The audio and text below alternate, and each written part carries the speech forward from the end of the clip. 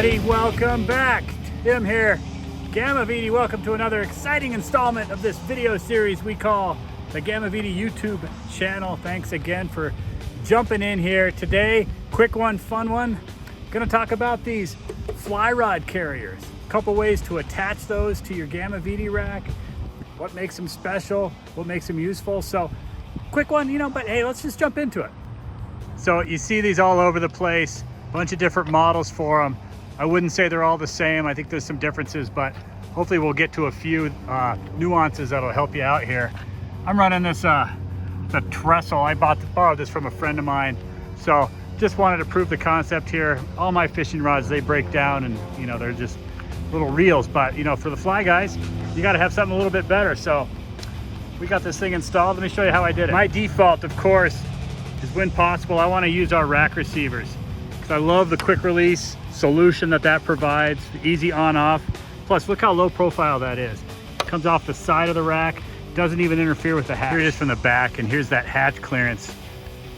So pretty slick. Yeah, it's close, but it's fine. Let me pull the pins, I'll show you how I did it. All right, back in the garage. That parking lot was cool, but it was really hot. People kept showing up, looking at me weird. I forgot my tripod. Anyway, this will be better. So pull those pins, show you exactly how I did it on here on the rack receivers.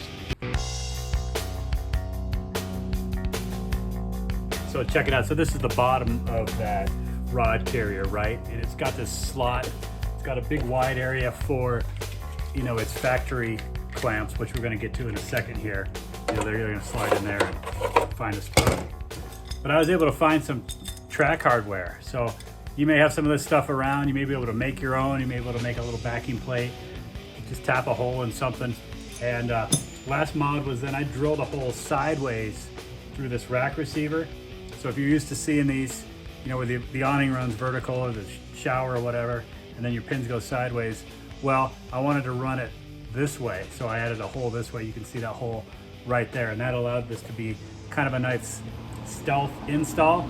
Of course, I could have mounted this way if I chose to. It would have given me a bunch of height options, but I really liked how it worked and kind of hugged the truck really nice and clean there. So that's what that looks like. So the rack receiver is going to be more of like the side of the rack option where you're going to mount it sideways.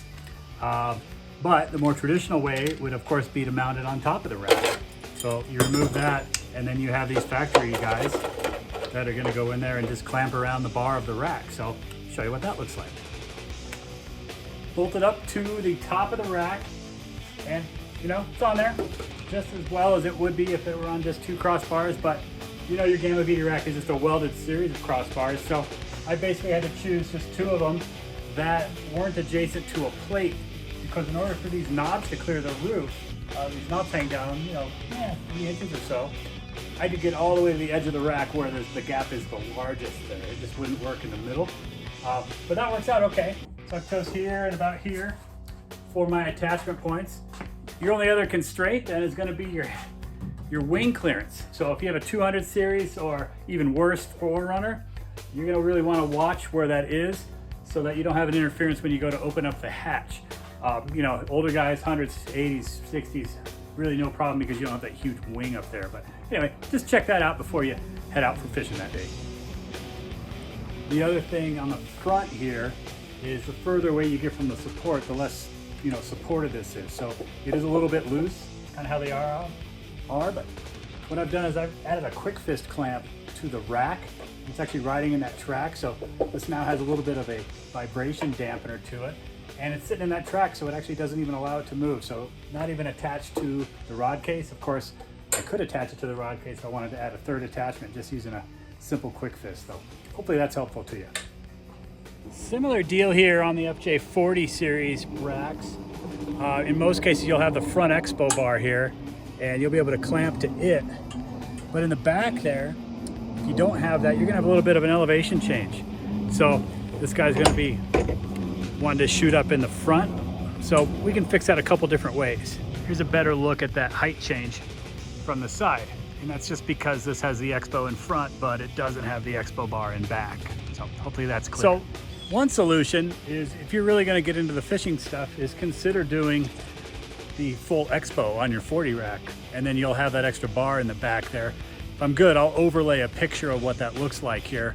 I had one set up last week.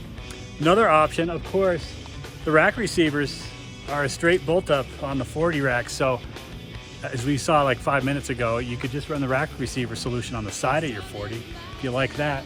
Third option is, remember, we do bolt-on welded crossbars. So we could bolt on a single crossbar in the back, which is going to match the height of the Expo bar, and it's going to solve that elevation issue for your rod case. So hopefully that helps you. And I think with that, we could just wrap it up. Again, you know, rod cases on a roof rack.